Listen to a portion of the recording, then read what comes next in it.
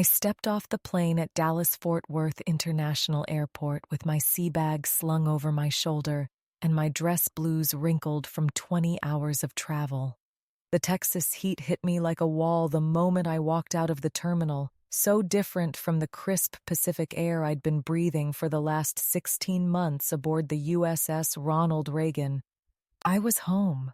Finally, impossibly home. But as I climbed into the Uber that would take me to my father's house in Highland Park, a knot of anxiety tightened in my stomach that I couldn't quite explain. My father had died 4 months ago.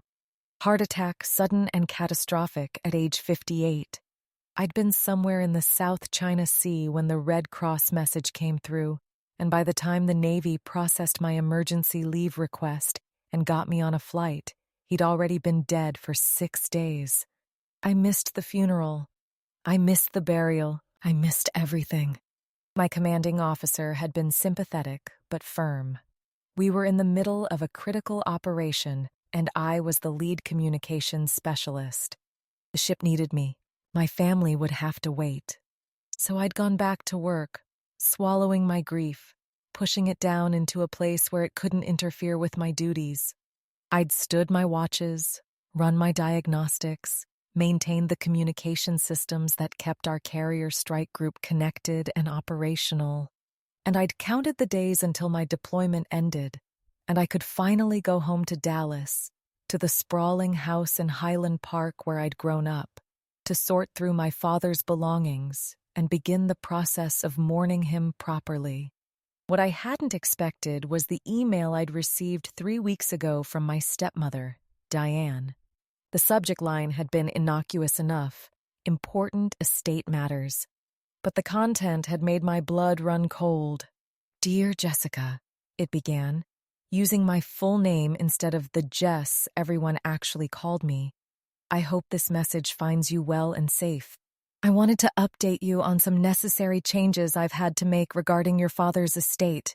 As you know, Thomas left me in charge of his affairs, and I've been working tirelessly to settle his debts and organize his holdings.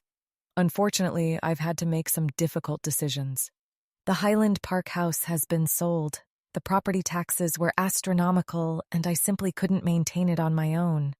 I've moved to a smaller place in Austin. Your father's business, Morrison and Associates Financial Consulting, has been dissolved. The client portfolio was sold to a competitor, and the proceeds went to settling business debts. I've also had to liquidate some of Thomas's personal assets, the cars, the boat, the vacation property in Colorado. I'm sorry I couldn't consult with you on these matters, but decisions had to be made quickly, and you were unreachable. Everything was done legally and properly, I assure you. When you return stateside, we can meet to discuss the final distribution of the estate. There should be a small inheritance for you, perhaps $20,000 or so, once all debts are settled. Take care of yourself, Diane.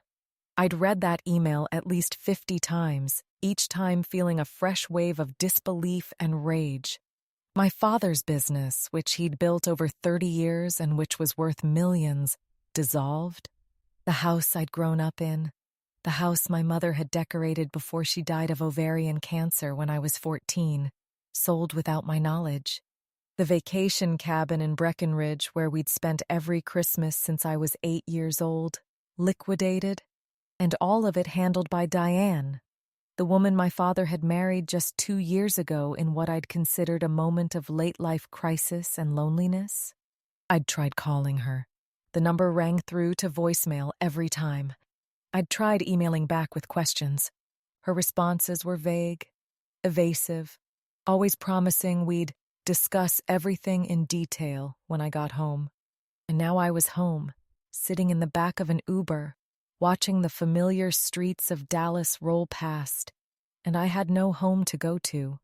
The driver, a friendly man in his 60s named Carlos, kept up a steady stream of conversation that I barely heard.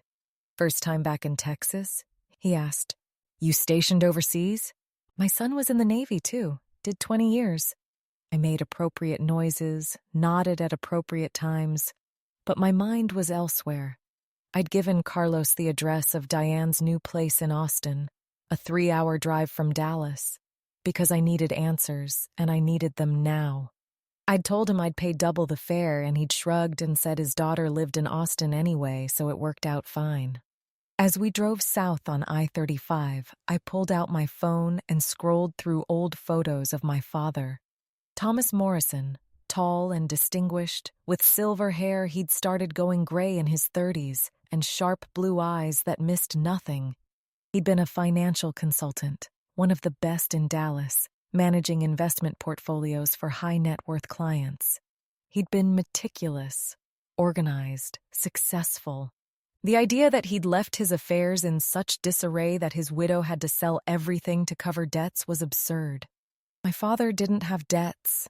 My father had a net worth somewhere north of $8 million, or at least he had the last time we'd discussed his finances, which was about 6 months before I deployed. I remembered that conversation clearly.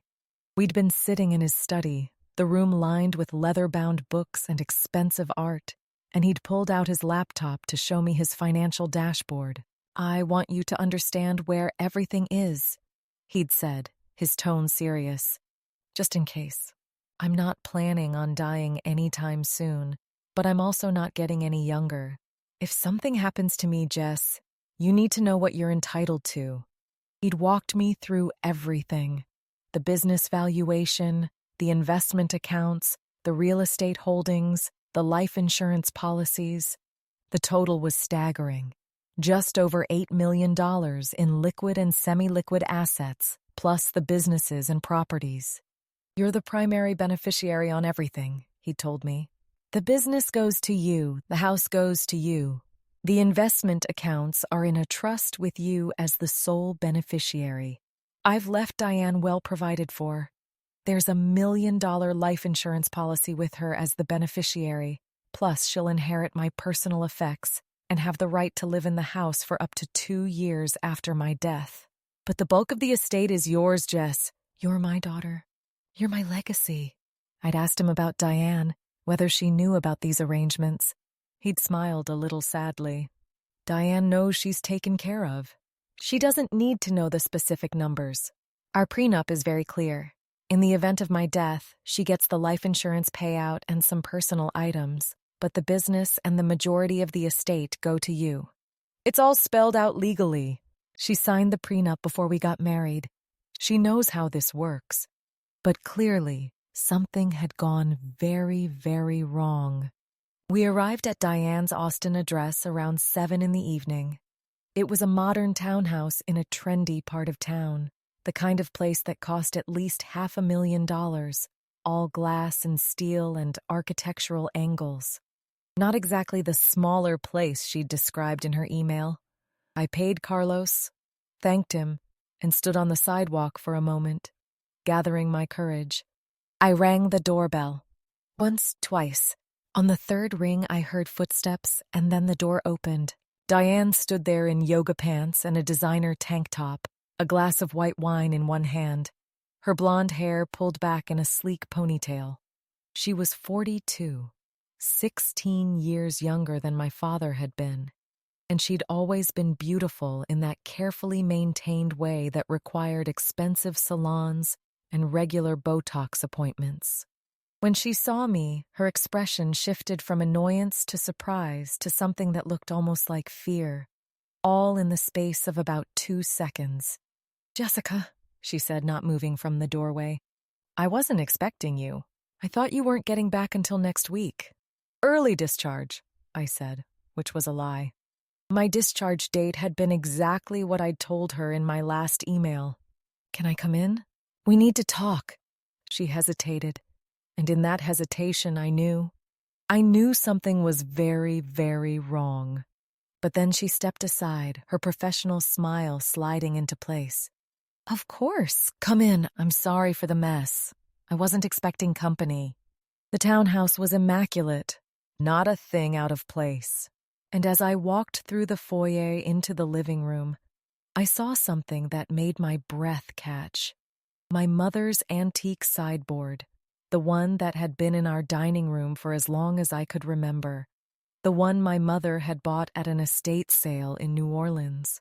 And on the wall, My father's collection of vintage maps, the ones he'd spent years acquiring, each one worth thousands of dollars.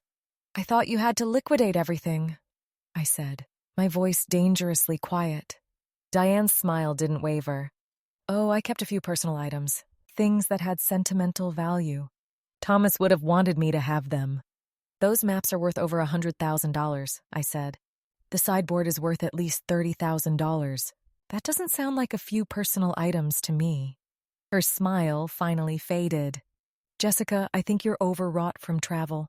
Why don't we sit down and discuss this calmly? Can I get you some wine?" "I don't want wine," I said, my hands clenched into fists at my sides. "I want to know what the hell you did with my father's estate." Diane set down her wine glass with a click that sounded too loud in the tense silence. She walked over to a built-in bookshelf and pulled out a file folder, her movements deliberate and controlled. "I understand you're upset," she said, her tone that of someone speaking to a difficult child. "But everything I've done has been completely legal and above board. Your father left me in charge of his estate, and I've been handling it responsibly." She handed me the folder. Inside were documents, lots of them, a death certificate, a will, letters testamentary naming Diane Morrison as executor of the estate of Thomas William Morrison, bank statements showing accounts in my father's name that had been depleted to nearly zero, sale agreements for the Highland Park house, the Colorado property, the boat, and a letter from a law firm I'd never heard of, stating that Morrison and Associates Financial Consulting had been dissolved and its assets distributed according to the terms of Thomas Morrison's will. "This is insane," I said, flipping through page after page of documents that destroyed everything I'd understood about my father's financial planning. "Dad wouldn't have left you in charge of everything.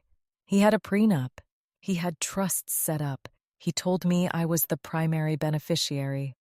"Your father changed his will 6 months before he died," Diane said, sitting down on her expensive leather sofa and picking up her wine glass again.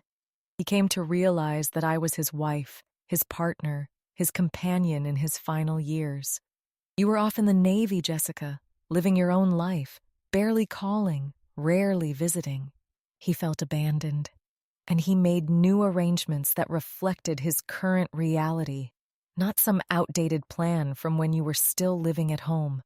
The words hit like physical blows, but I forced myself to stay calm, to think like the trained military professional I was, instead of the grieving daughter I felt like.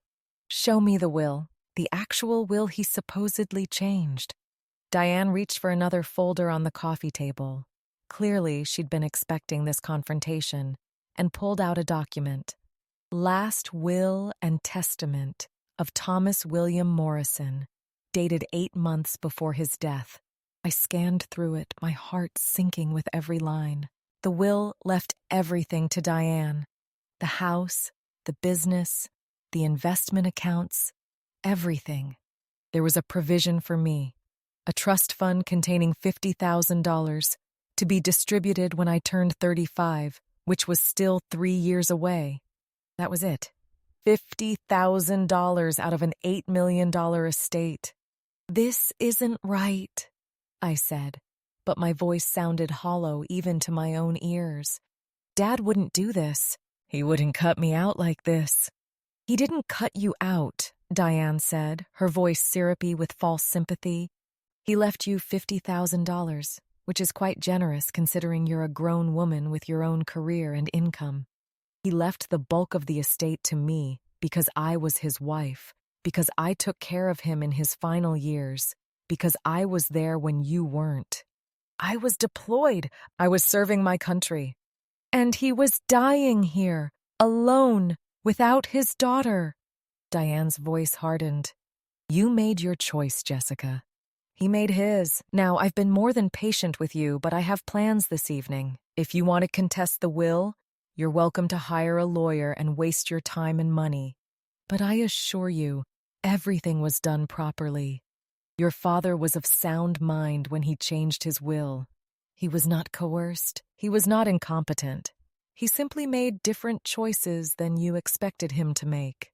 I stood there, holding this document that supposedly represented my father's final wishes, and I wanted to tear it into pieces.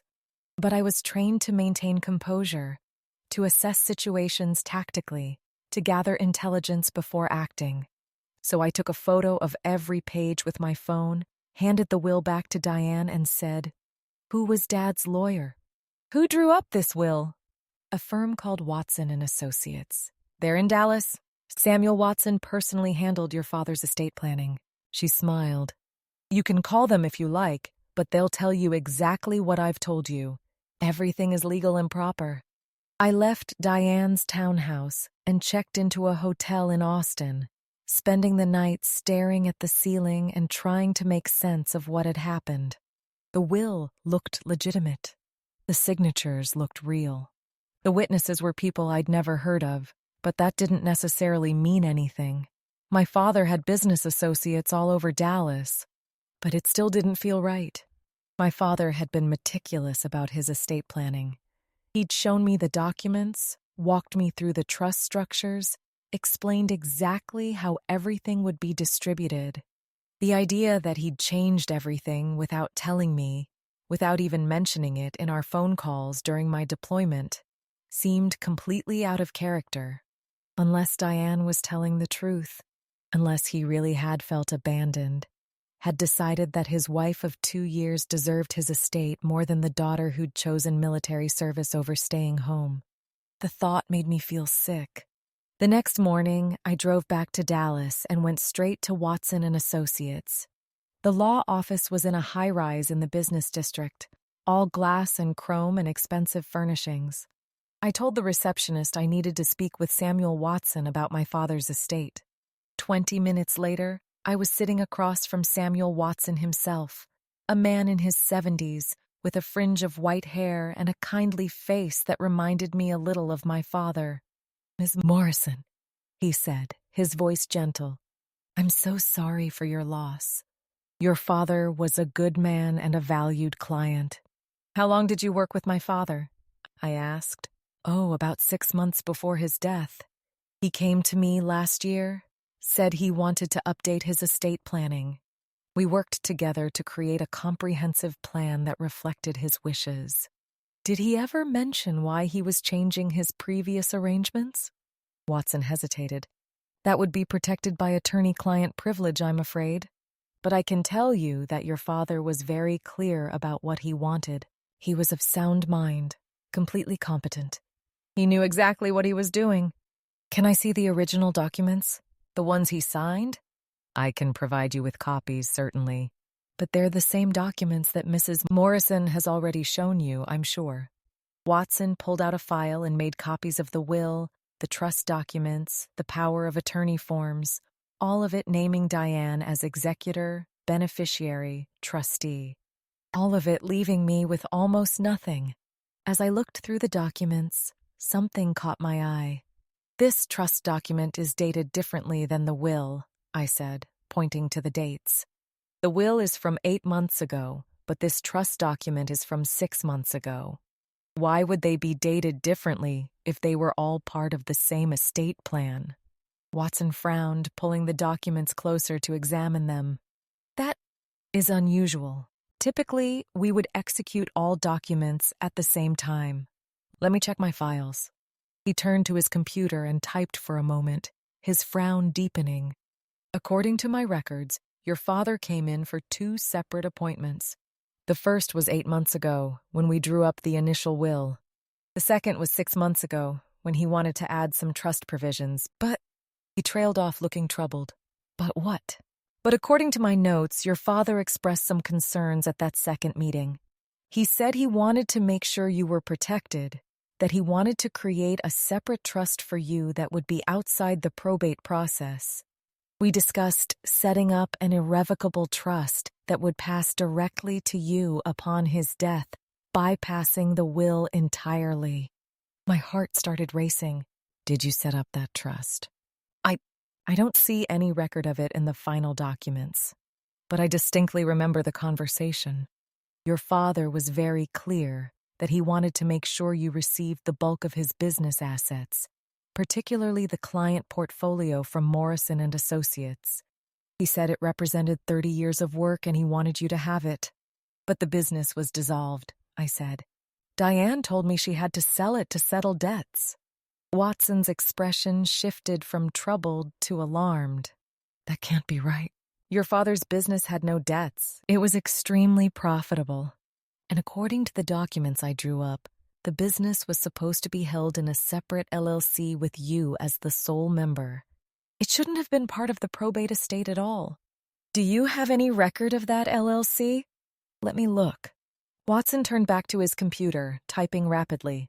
After several minutes of increasingly agitated searching, he said, I can't find the final documents, but I have my handwritten notes from our meetings, and they clearly indicate that your father wanted to transfer Morrison and Associates into an LLC called Morrison Financial Holdings, with you as the sole member and owner.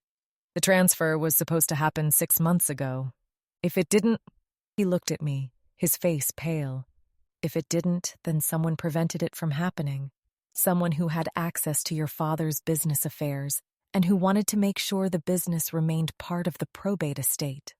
I spent the next 3 days in Dallas, digging through every public record I could access. The Texas Secretary of State website showed that Morrison and Associates Financial Consulting had indeed been dissolved, but not 6 months ago. 3 weeks ago, just a few weeks before I was scheduled to return from deployment. The business had been sold to a competitor, Westlake Financial Group, for $4 million, according to the sale agreement, which was filed with the state as part of the dissolution process. The sale was approved by Diane Morrison, acting as executor of the estate of Thomas W. Morrison and as authorized representative of Morrison and Associates Financial Consulting. But if Samuel Watson was right, if my father had transferred the business into an LLC with me as the sole owner, then Diane hadn't had the authority to sell it. She'd sold a business she didn't own, pocketed $4 million that should have been mine, and covered her tracks by claiming the business was part of my father's estate. I needed to find out if the LLC had ever been created. I searched the Texas Secretary of State database for Morrison Financial Holdings and found nothing. No LLC, no corporation, no partnership. Either Samuel Watson had misremembered or the LLC had been created and then subsequently dissolved before my father's death. I called Watson and asked him to search his files more thoroughly. I need you to find any documentation related to Morrison Financial Holdings, I told him. Notes, drafts, emails, anything. Because if my father created that LLC and Diane dissolved it, that's fraud. Watson promised to search and call me back. While I waited, I did something I probably shouldn't have done. I drove to my father's office, or rather, what used to be his office. Morrison and Associates had been located in a professional building in North Dallas, a suite of offices that my father had leased for over 20 years. The building manager, a man named Rick, who'd known my father for years, greeted me with genuine sympathy when I walked into the lobby. Jess, God, I'm so sorry about your dad. He was a great guy. We were all shocked when it happened. Thanks, Rick. I was wondering. Is my dad's office still empty, or has someone else moved in? Actually, it's still empty. Mrs. Morrison paid through the end of the lease, another 4 months, but she cleared out all his stuff about 2 months ago. Had a moving company come in and pack up everything. I assumed she was going to store it somewhere, but she just had them loaded into a truck and drive away. Do you remember the name of the moving company? Rick thought for a moment. A Moving and Storage, I think. They're local. I've got their card somewhere if you need it. 20 minutes later, I was at AAA Moving and Storage, talking to the manager and asking about the Morrison and Associates job. We definitely did that job, the manager confirmed. Packed up an entire office suite, loaded it onto our truck. But here's the thing. Mrs. Morrison didn't have us take it to storage. She had us take it to a landfill. Everything went to the dump. Computers, files, furniture, all of it. She said she wanted it disposed of, not stored. I felt like I'd been punched in the stomach. Everything, even the computers and files? Everything. I remember thinking it was weird because some of that office furniture was nice. Real wood desks, leather chairs, worth keeping or selling. But she insisted, said she didn't want any of it, didn't want to deal with sorting through it, paid us extra to dump it all. My father's business records, 30 years of client files, financial records, contracts, everything, thrown into a landfill. If there had been any documentation of the LLC transfer, any evidence that the business should have been mine, it was gone now. Destroyed, unless there were backup copies somewhere.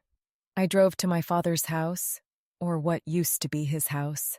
The new owners had already moved in, but I knocked on the door anyway, explained who I was, and asked if I could just walk through one more time, for closure. The couple who'd bought the house were sympathetic and let me in. The house looked so different with someone else's furniture, someone else's photographs on the walls. But I wasn't there for nostalgia. I was there to check my father's study, specifically the small safe he'd kept hidden behind a bookshelf. I'd known about that safe since I was a kid.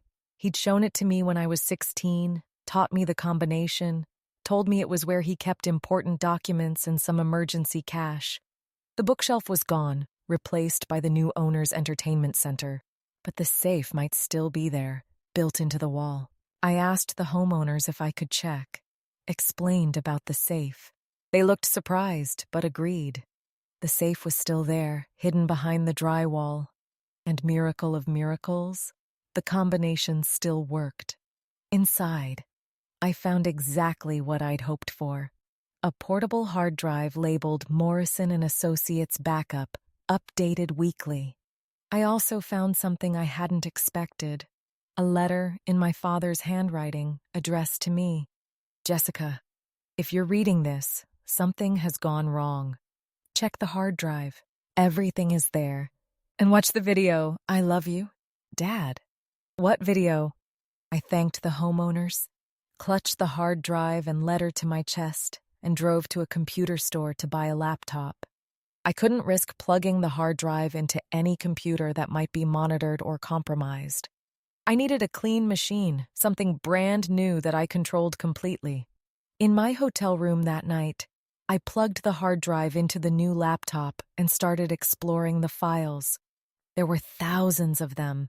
Client records, financial statements, contracts, correspondence. And there, in a folder labeled Personal, I found a video file dated 2 weeks before my father's death. I clicked on it with trembling hands. My father's face appeared on screen. He looked thin, exhausted, older than I'd ever seen him. He was sitting in his study, the one I'd just visited, and he was speaking directly to the camera.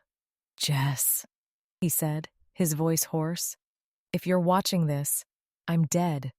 And I'm guessing Diane has done exactly what I feared she would do.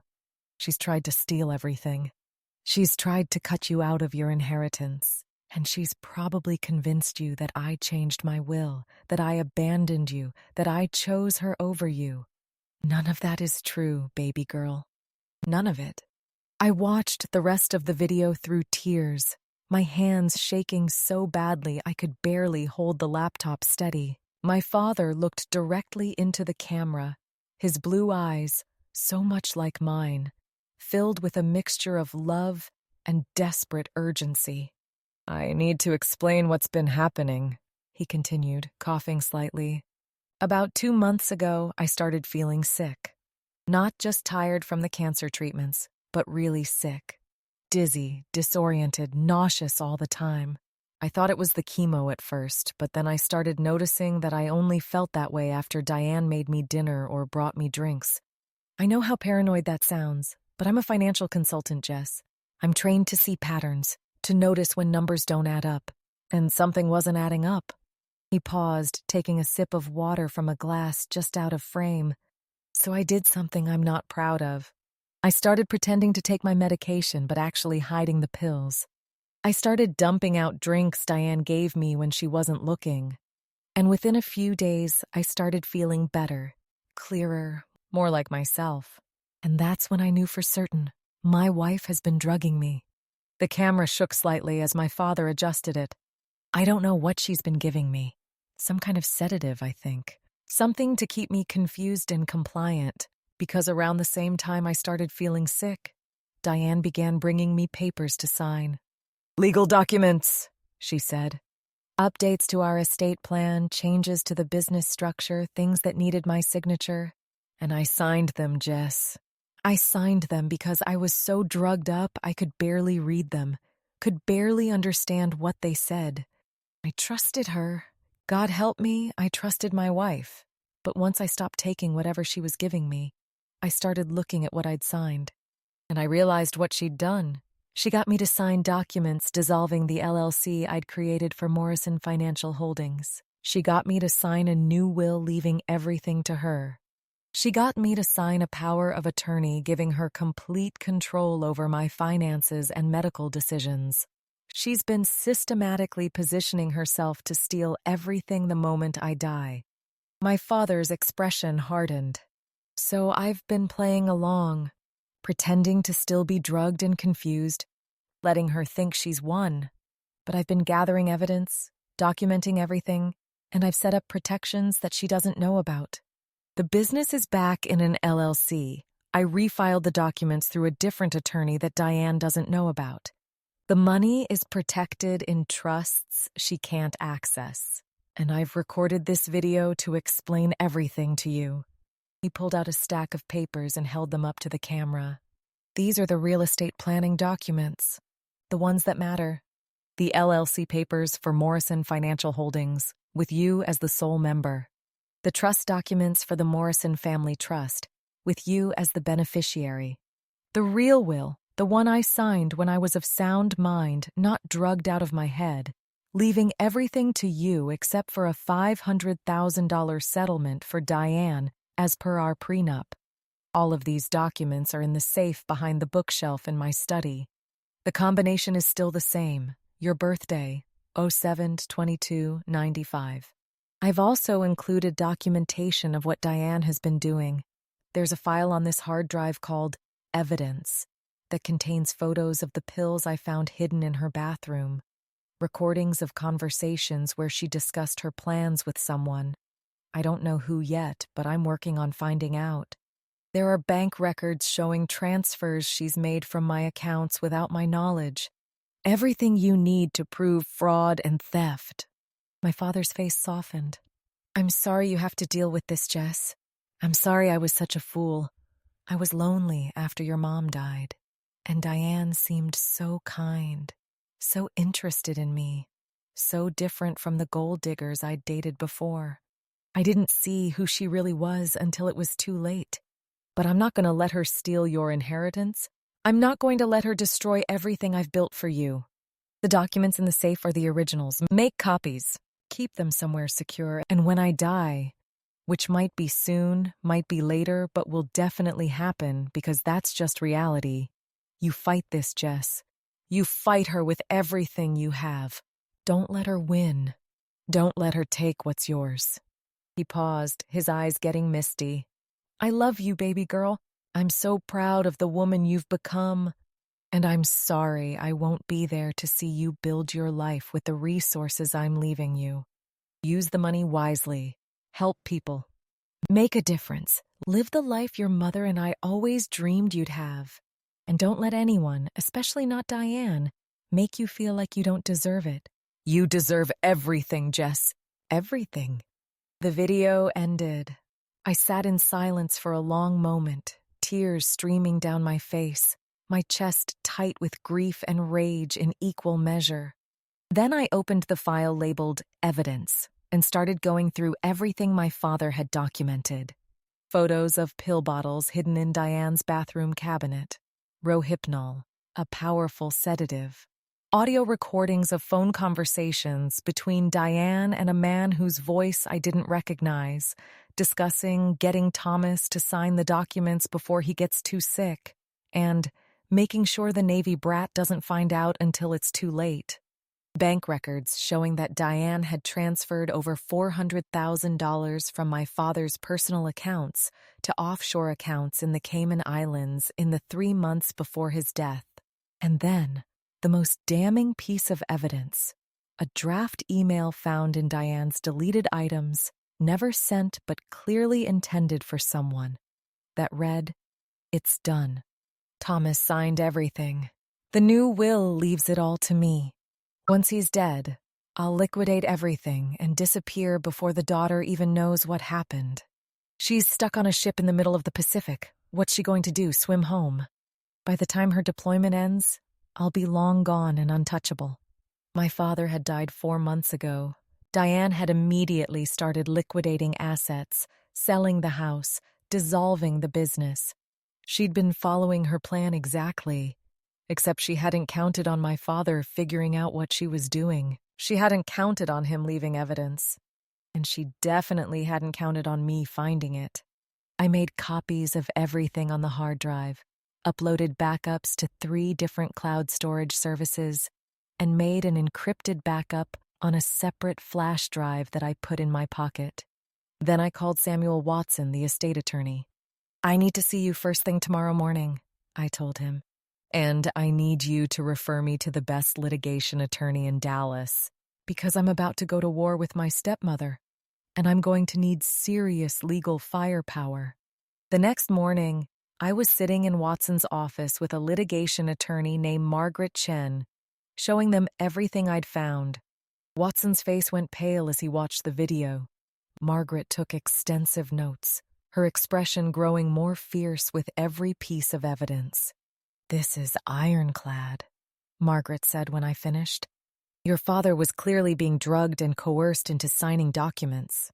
The recordings alone are probably enough to invalidate everything he signed while under Diane's influence. And the offshore transfers are criminal?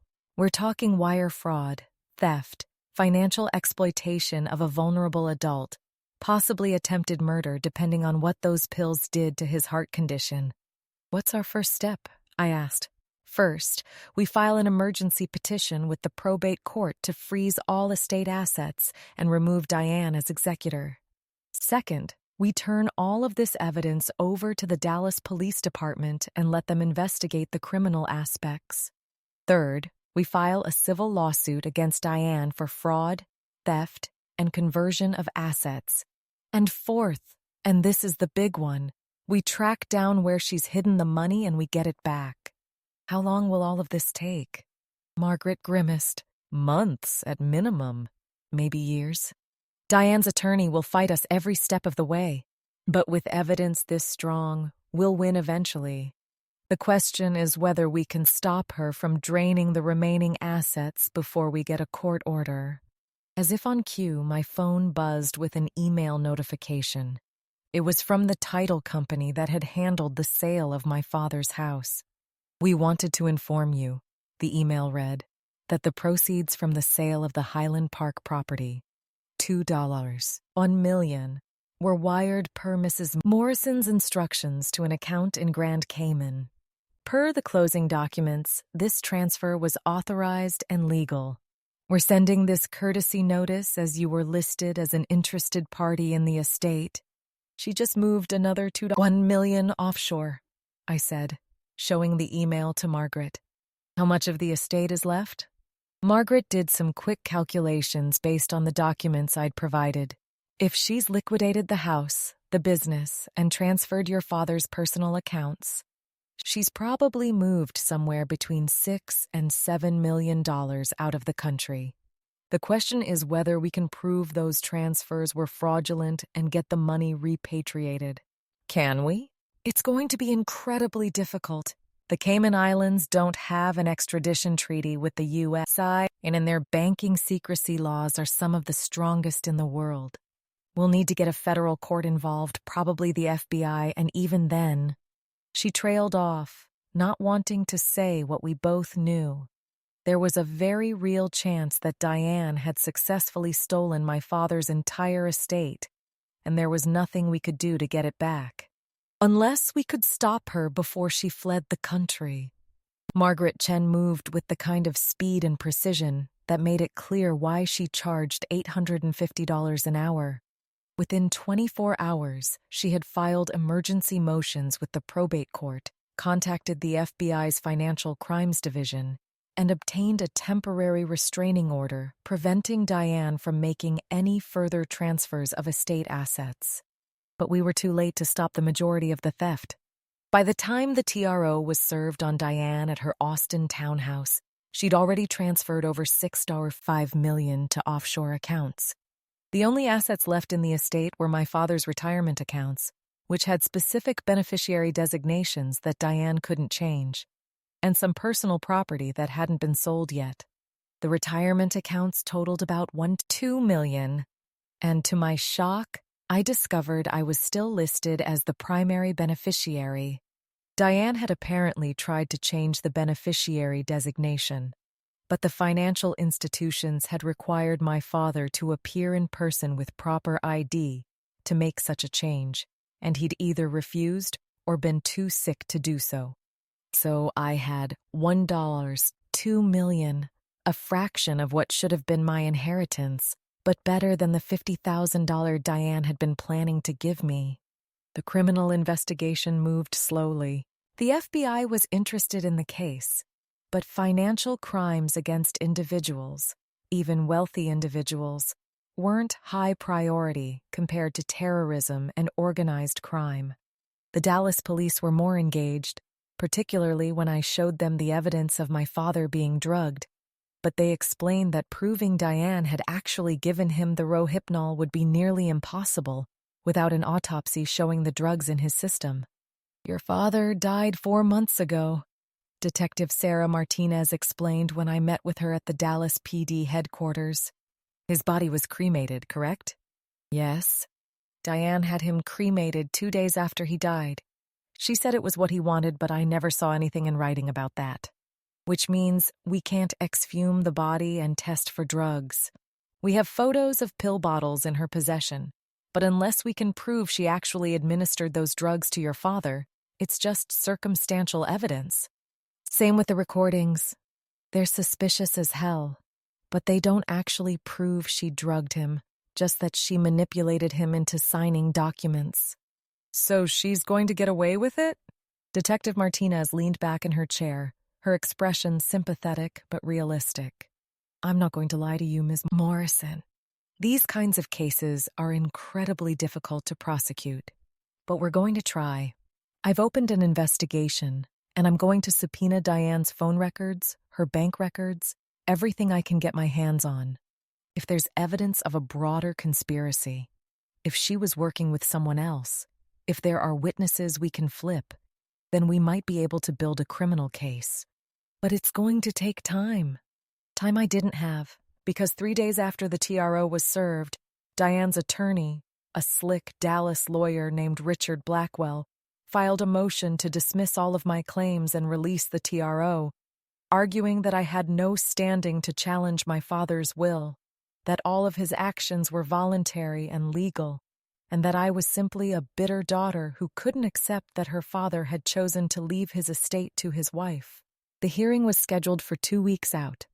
Margaret assured me we had a strong case, but she also warned me that judges were often reluctant to overturn wills based on claims of coercion and undue influence.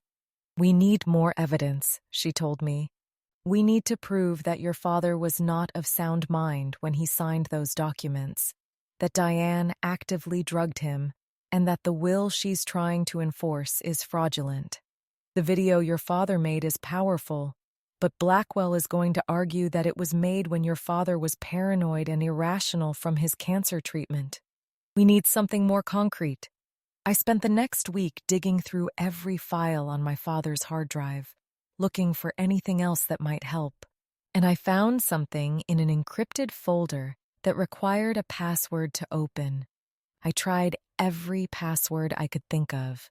My birthday, my mother's birthday, their anniversary, my father's birthday. Nothing worked.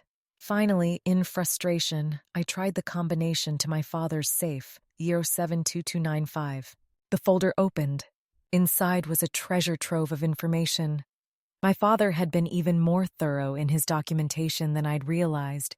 He'd kept a daily journal for the last 6 months of his life, recording every suspicious interaction with Diane, every time he felt unusually drugged or confused, every document she asked him to sign. He'd secretly installed cameras in his study and bedroom, capturing video of Diane going through his files, making phone calls where she discussed her plans, and even, and this made my blood run cold, crushing pills into his evening drinks. The video evidence was damning.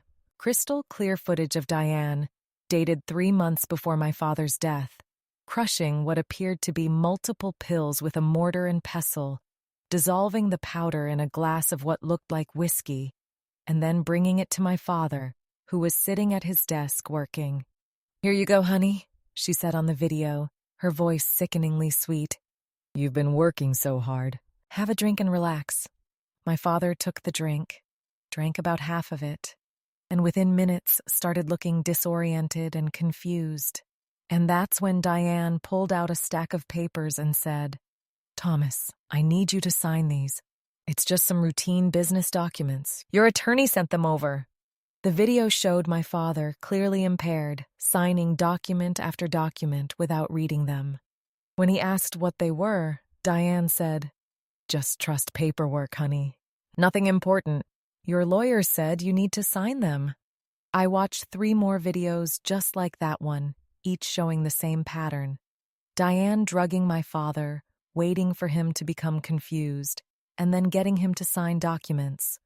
The dates on the videos corresponded exactly with the dates on the fraudulent will and the LLC dissolution documents.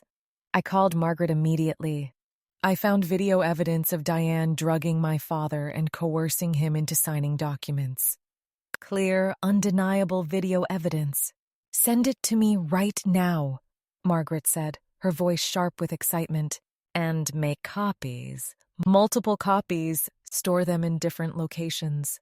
Because this changes everything." The video evidence did indeed change everything. At the probate hearing 2 weeks later, Margaret entered the videos into evidence over Richard Blackwell's strenuous objections. The judge, a stern woman in her 60s named Marilyn Foster, watched all 3 videos in their entirety, her expression growing darker with each one. When the videos finished, Judge Foster looked at Diane, who was sitting at the defendant's table looking pale and scared, and said, "Mrs. Morrison, these videos appear to show you administering drugs to your husband without his knowledge, and then coercing him into signing legal documents while he was impaired. Do you have any explanation for this?" Diane's attorney started to speak, but the judge cut him off. "I asked Mrs. Morrison, not you, Mr. Blackwell." "Mrs. Morrison, do you have anything to say?" Diane stood up, her voice shaking. "Those videos are taken out of context, Your Honor. Thomas knew I was giving him medication. It was prescribed by his doctor to help with anxiety and pain. And the documents he signed were legitimate legal documents prepared by his attorney. There was nothing improper about any of it." "What medication were you giving him?" the judge asked. "What was prescribed?" I don't remember the name. It was a pain reliever, I think." "You don't remember the name of a medication you were regularly administering to your dying husband?" "It was months ago, Your Honor. I can't be expected to remember every detail." Judge Foster turned to Margaret. "Ms. Chen, do you have evidence of what medication Mrs. Morrison was actually administering?" Margaret stood up and entered into evidence the photos of the Rohypnol bottles found in Diane's bathroom. "Your Honor, these photos were taken by the decedent himself, showing bottles of Rohypnol hidden in Mrs. Morrison's bathroom. Rohypnol is a powerful sedative that is not prescribed for cancer pain. It's primarily known as a date rape drug because it causes disorientation, memory loss, and impaired judgment." The courtroom was silent. Judge Foster looked at Diane with an expression of such contempt that I actually felt a moment of pity for my stepmother. But only a moment. "Based on the evidence presented," Judge Foster said, "I am issuing an immediate order invalidating all documents signed by Thomas Morrison in the 6 months before his death, including the will dated 8 months ago and the LLC dissolution documents. I am removing Diane Morrison as executor of the estate and appointing Ms. Jessica Morrison as the temporary administrator. I am also referring this matter to the Dallas County District Attorney's Office for criminal investigation.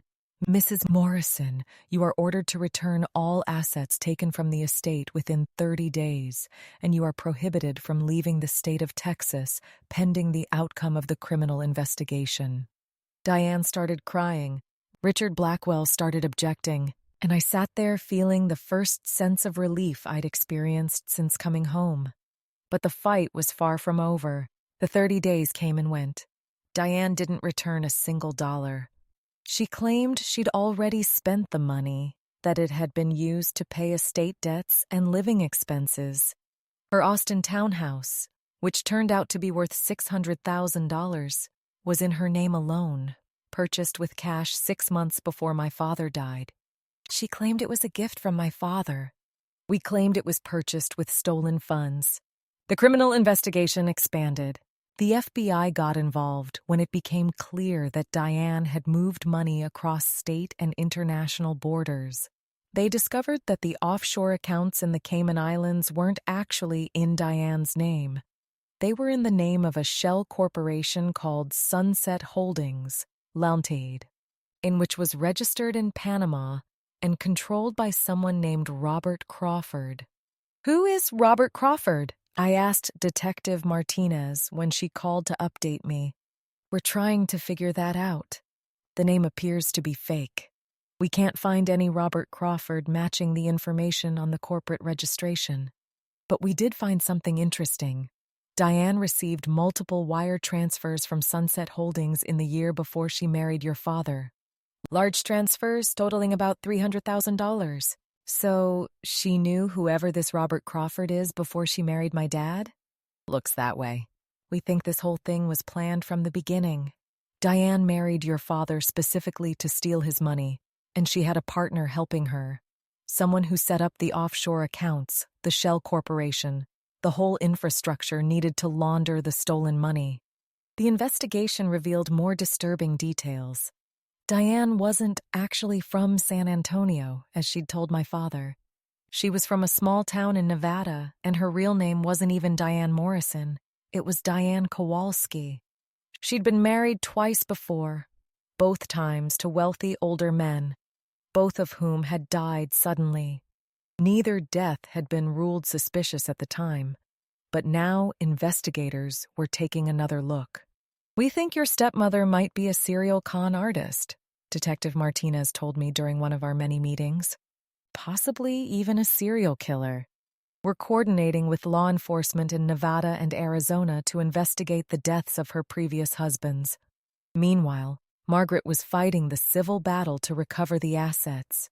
She'd managed to freeze the offshore accounts, but getting the money actually repatriated to the U.S. was proving nearly impossible.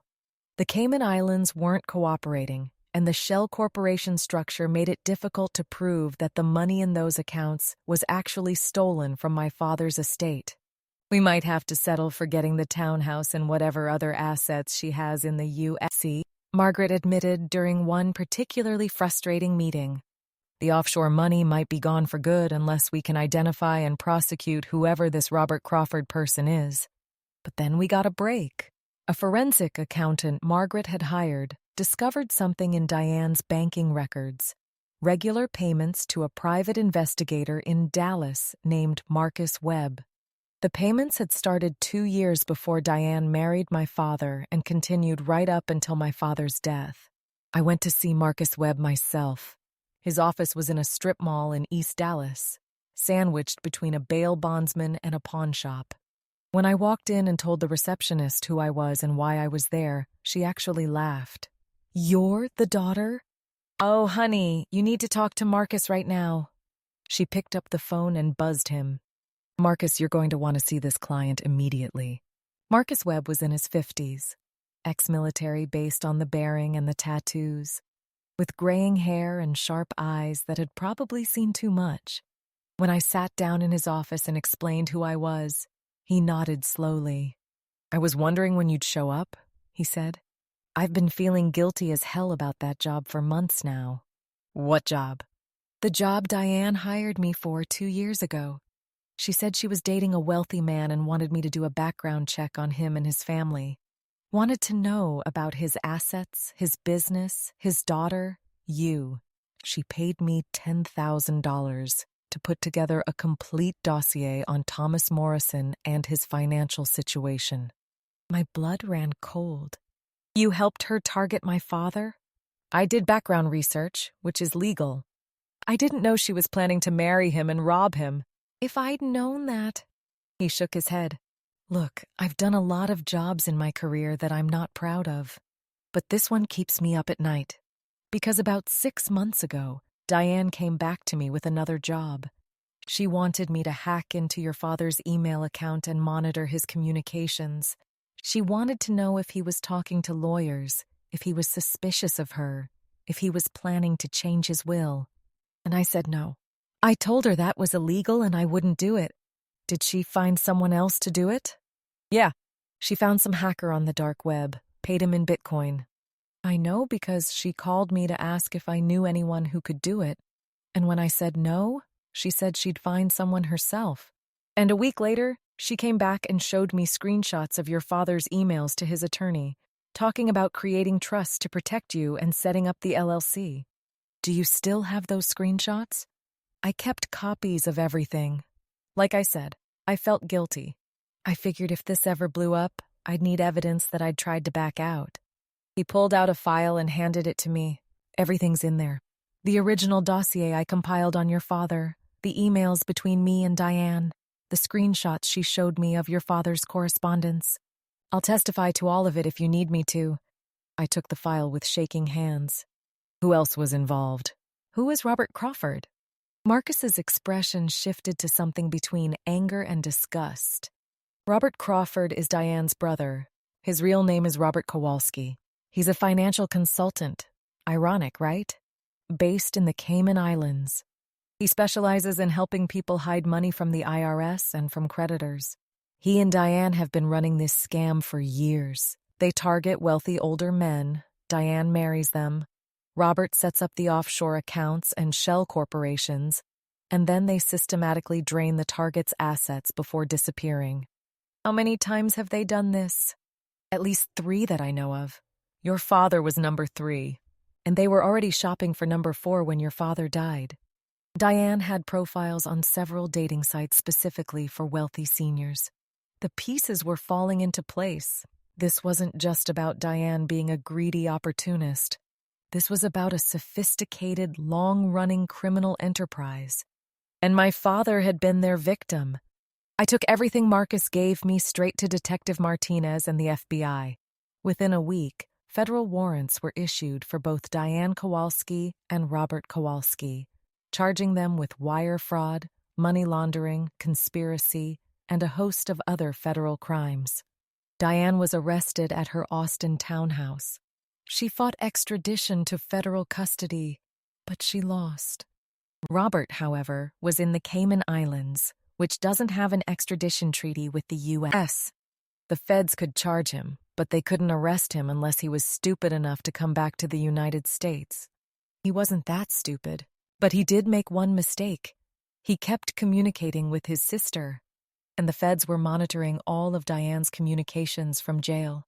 I attended Diane's arraignment at the federal courthouse in Dallas. She was brought in wearing an orange jumpsuit, her blonde hair greasy and unwashed, her face bare of the makeup that had always been her armor. She looked older, harder, nothing like the charming woman my father had fallen in love with.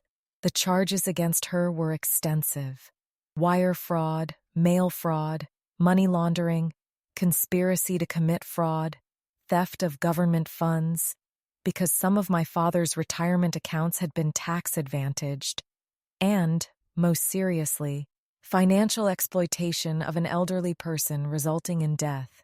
That last charge carried a potential life sentence under federal law.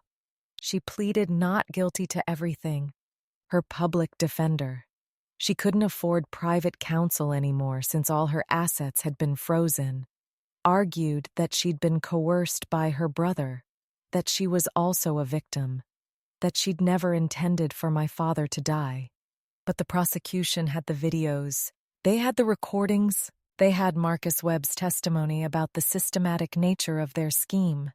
And they had evidence from the previous two husbands, both of whom had died under suspicious circumstances that were now being investigated as potential homicides.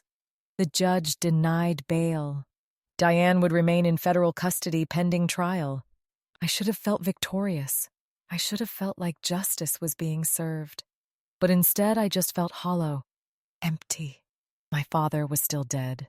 The money was still gone. Even if the feds recovered it, it would take years of legal wrangling to get it back. And I was alone, with no family left except a half-brother I'd discovered I had.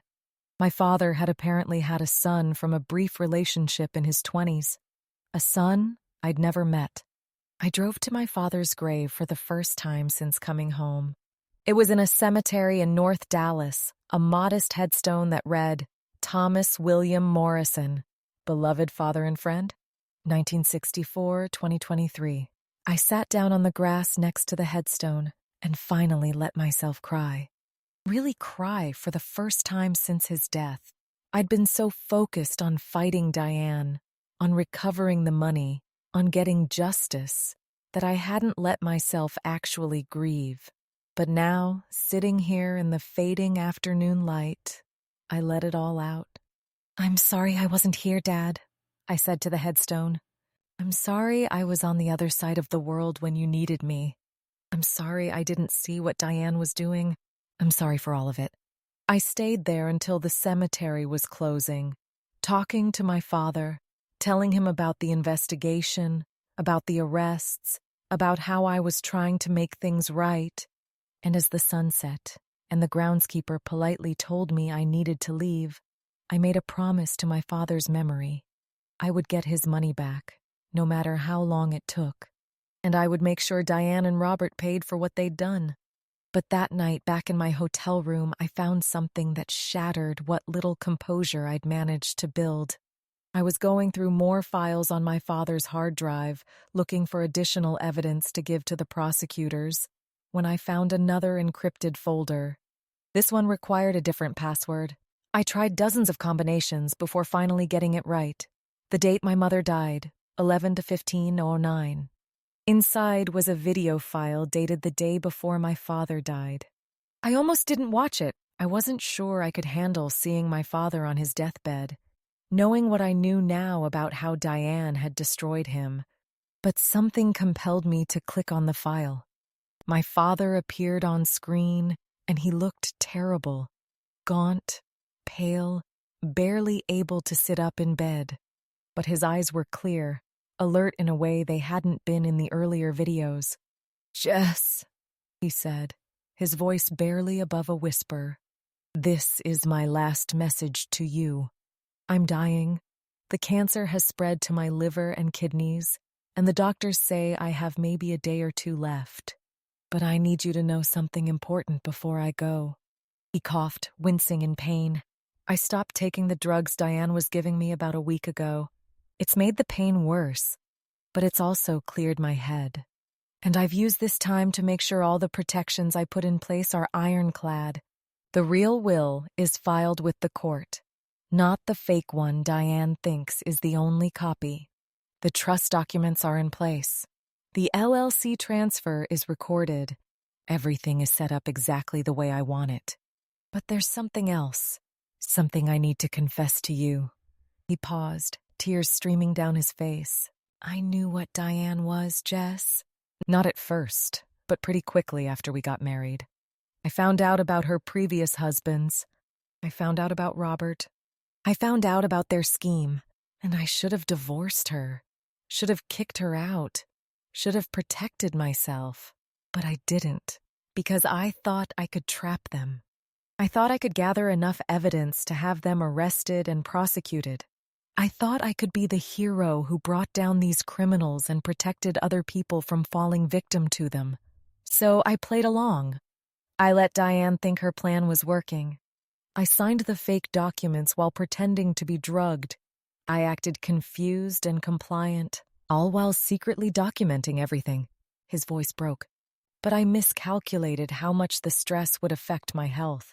The cancer was already terminal, but the constant fear, the constant pretending, the constant knowledge that the woman I was living with was planning to kill me, it accelerated my decline. I had maybe a year left when I was diagnosed. Now I have days. And I realize now that I was a fool. I put justice above my own life, above the time I could have spent with you, above my own well-being. I thought catching Diane and Robert was more important than anything else. But it wasn't. You were more important. Spending my last days in peace was more important. And I threw it all away, chasing some misguided sense of righteousness. So I'm telling you this so you don't make the same mistake I did. Don't let the pursuit of justice consume you. Don't let anger at Diane and Robert poison the rest of your life. Take the evidence I've gathered, turn it over to the authorities, and then let it go. Let them handle it. Focus on living your life, on building something beautiful with the resources I'm leaving you, on being happy. I love you, Jess. I'm so proud of you, and I'm so sorry I won't be there to see what you become. But I know you're going to be extraordinary. Be happy, baby girl. That's all I ever wanted for you. The video ended. I watched that video 3 times, each viewing leaving me more shaken than the last. My father had known. He'd known what Diane was doing, and instead of protecting himself, he'd chosen to play detective. And it had killed him. Maybe not directly, but the stress had certainly accelerated his decline. I was furious with him, furious that he'd been so reckless with his own life. Furious that he'd prioritized catching criminals over spending his last months with me. But I was also heartbroken because I understood why he'd done it. He'd wanted to protect other people from falling victim to Diane and Robert. He'd wanted to be a hero, and in a way he had been. The evidence he'd gathered was leading to the prosecution of a criminal enterprise that had victimized multiple people. But the cost had been his life. I was wrestling with these emotions when I got a call from Detective Martinez. "We need you to come to the federal building right away," she said, her voice urgent. "Robert Kowalski has been arrested." "What? How?" "He's in the Cayman Islands." "Not anymore. He flew into Miami this morning, and federal agents were waiting for him. He's being transported to Dallas as we speak." I met Martinez and the federal prosecutor, a sharp woman in her 40s named Diana Lopez, at the FBI field office in Dallas. They explained that Robert had been lured back to the United States by Diane's attorney, who told him that Diane was going to take a plea deal and testify against him unless he came back to help coordinate their defense. "It was a trap," Lopez explained. "We worked with Diane's attorney to send messages to Robert, making him think he needed to come back. And he fell for it." "Is Diane actually cooperating?" I asked. "No, she's refused to cooperate at all. But Robert doesn't know that. And now that we have him in custody, we're going to offer him a deal, testify against his sister, help us recover the money, and we'll recommend a reduced sentence. 15 years instead of life. Will he take it? We're about to find out." I watched through a one-way mirror as FBI agents interrogated Robert Kowalski. He was in his 50s, balding, with the soft physique of someone who'd spent years sitting behind a desk. He looked nothing like the criminal mastermind I'd imagined. At first, he denied everything. Claimed he didn't know anything about Diane's activities. Claimed the offshore accounts were for legitimate business purposes. Claimed he was just a financial consultant helping his sister manage her husband's estate. But then the agents showed him the evidence. The wire transfers, the Shell Corporation documents with his signature, the emails between him and Diane discussing their target and the plan. And most damning of all, the communications between them after my father's death, where they discussed how to get the money out of the country before the Navy brat gets home. Robert's face went pale. He asked for a lawyer. The interrogation ended. 2 days later, Robert's attorney reached out to the prosecutors. Robert was willing to make a deal. He would testify against Diane, would help recover all the stolen funds, would provide details on their entire operation, including their previous victims, in exchange for a reduced sentence. The prosecutors agreed to 15 years, with the possibility of reduction to 10 if he cooperated fully. And then Robert told them something that changed everything. "There's a fourth victim," he said during his first debriefing session, which I was allowed to observe via video feed. Someone Diane was working on when Thomas Morrison died. She'd already started the relationship, already had him hooked, and after Thomas died, she accelerated her timeline with this new target. "Who is he?" Diana Lopez asked. "His name is James Hartwell. He's a retired tech executive in Austin, worth about $20 million. Diane started dating him about 2 months before Thomas died. She told me Thomas was taking too long to die, that she needed a backup plan. So she started grooming Hartwell on the side. My blood ran cold. Diane had been planning to marry someone else while my father was still alive. While she was still drugging him, still stealing from him, she was already lining up her next victim. "Is she still in contact with Hartwell?" Lopez asked. She was, up until she got arrested. They were engaged. The wedding was supposed to be next month.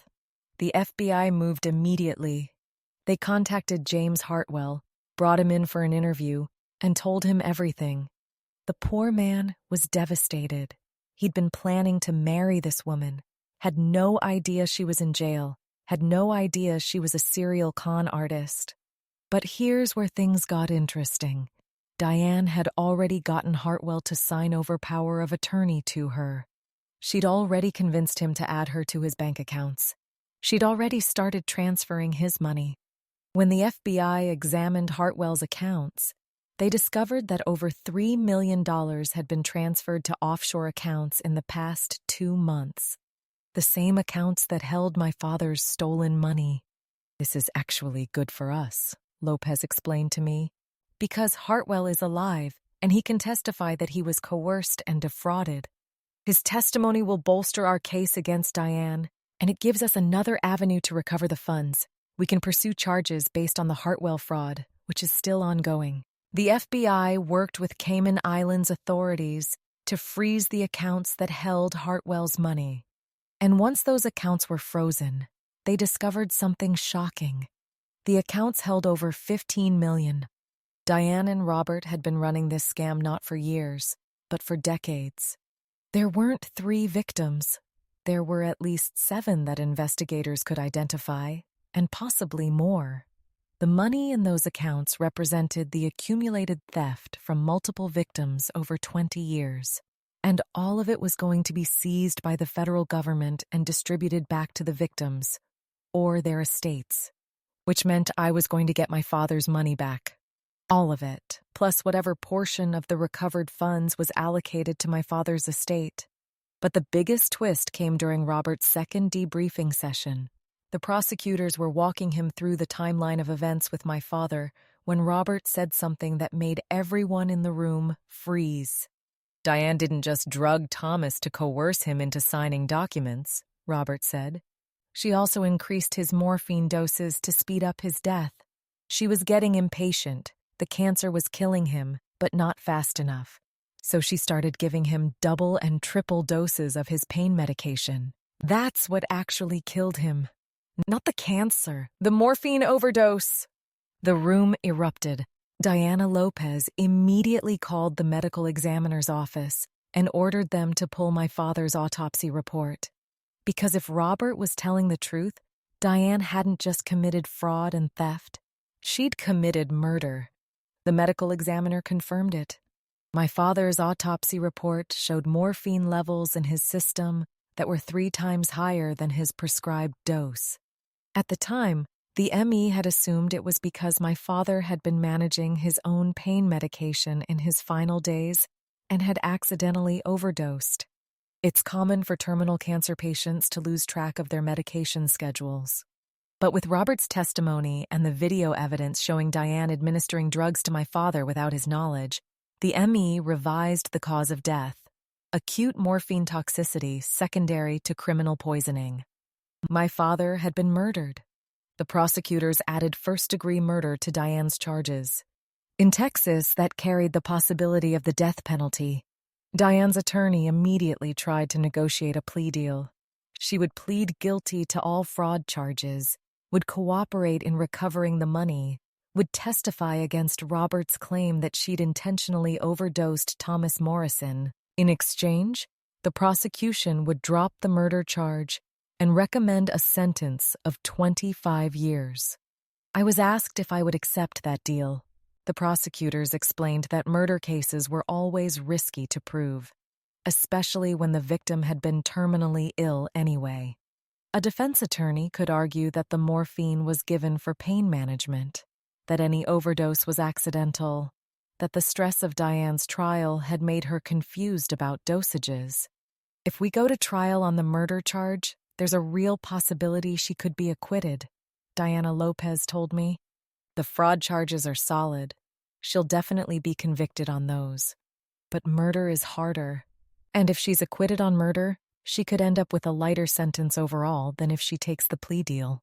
I thought about my father's last message to me, about how he'd told me not to let the pursuit of justice consume my life, about how he'd warned me not to make the same mistakes he'd made.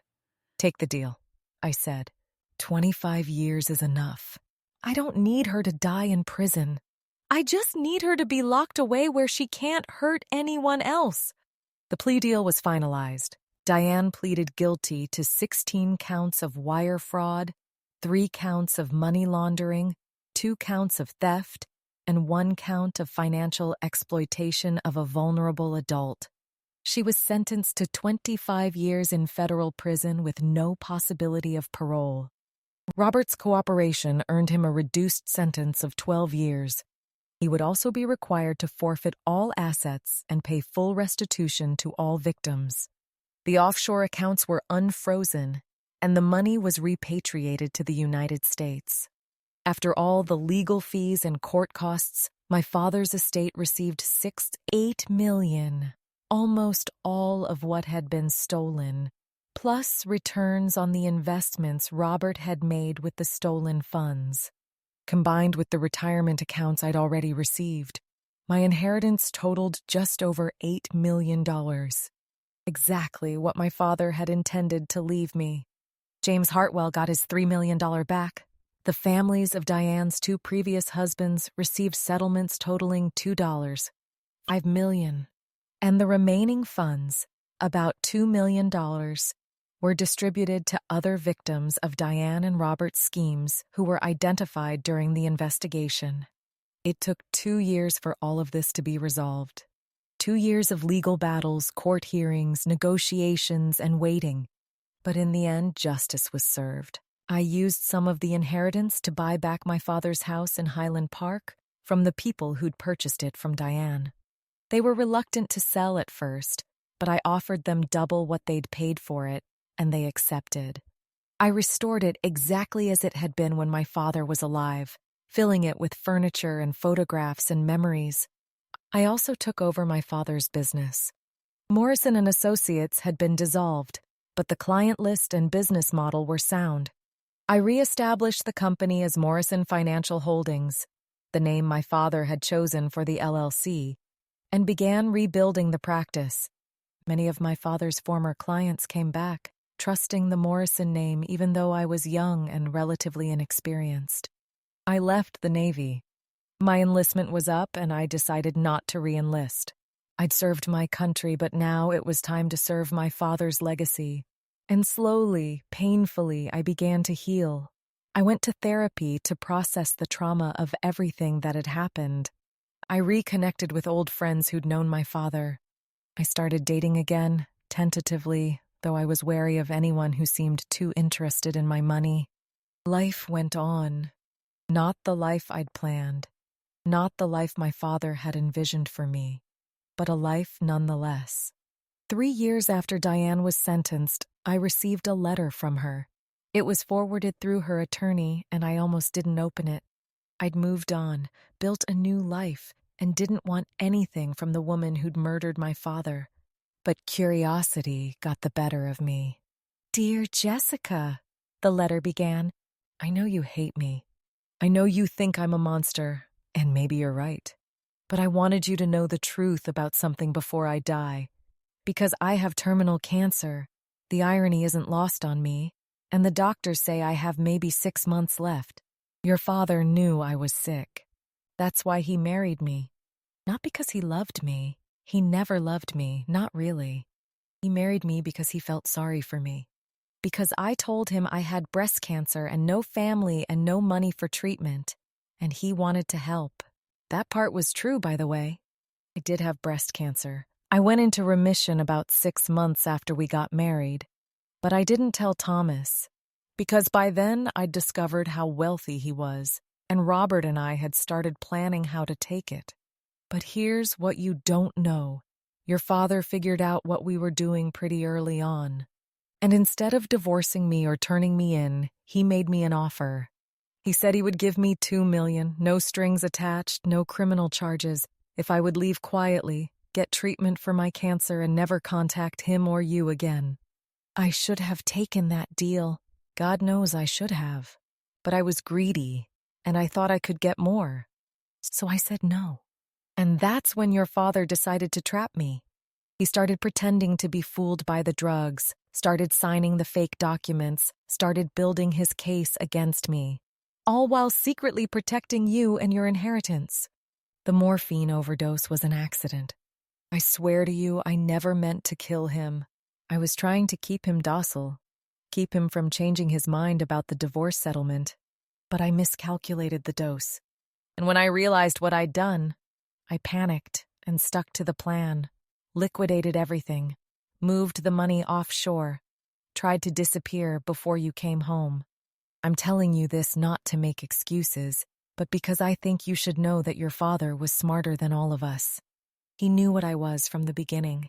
He could have saved himself, but he chose to sacrifice himself to make sure I'd be caught and prosecuted. He died to protect you and to protect future victims. He really did love you, Jessica. Everything he did was for you. And I'm sorry I took him away from you. I'm sorry for all of it. The letter was signed simply Diane. I sat in my father's study, my study now, holding this letter and trying to decide what to do with it.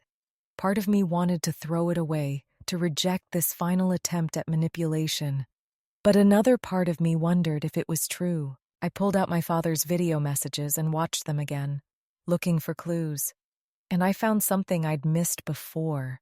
In the final video, the one recorded the day before he died, my father had said, I miscalculated how much the stress would affect my health.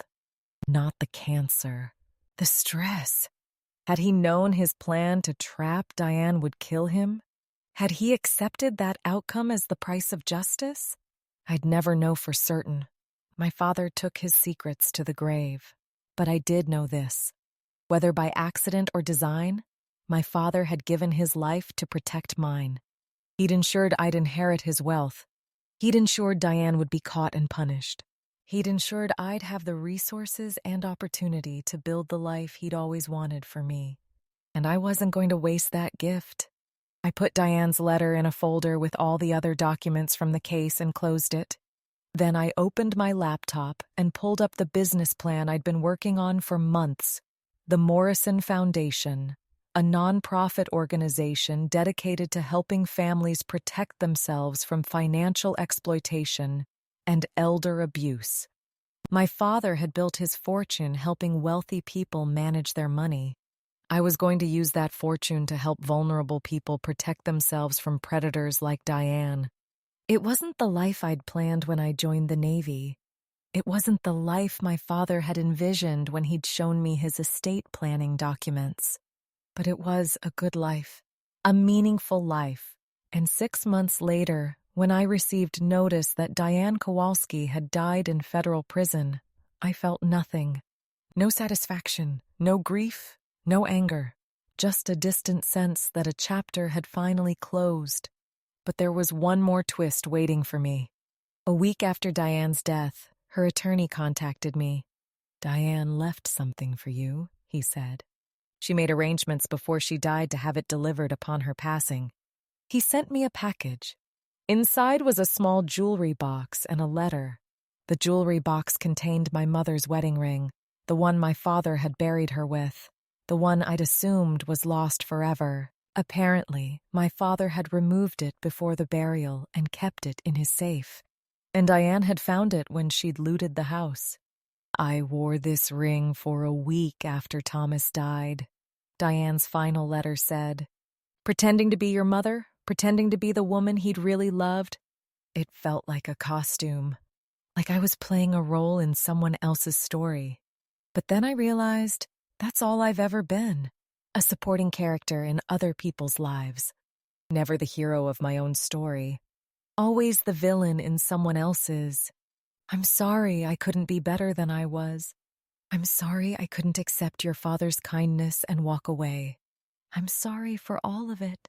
Your mother's ring belongs with you, not in some evidence locker, not in a prison cell, with you. Be happy, Jessica. Live the life I never could. Be the hero of your own story. I slipped my mother's ring onto my finger. It fit perfectly, and made a decision. I would be happy. I would live the life my parents had wanted for me. I would honor their memory not with anger or revenge, but with joy and purpose and love. And somewhere, I hoped, they were both proud of the woman I'd become. The woman who'd survived betrayal, fought for justice, and chosen forgiveness. The woman who'd taken tragedy and transformed it into legacy. Like my father's daughter, my mother's heir, my own person. And finally, completely, triumphantly my own.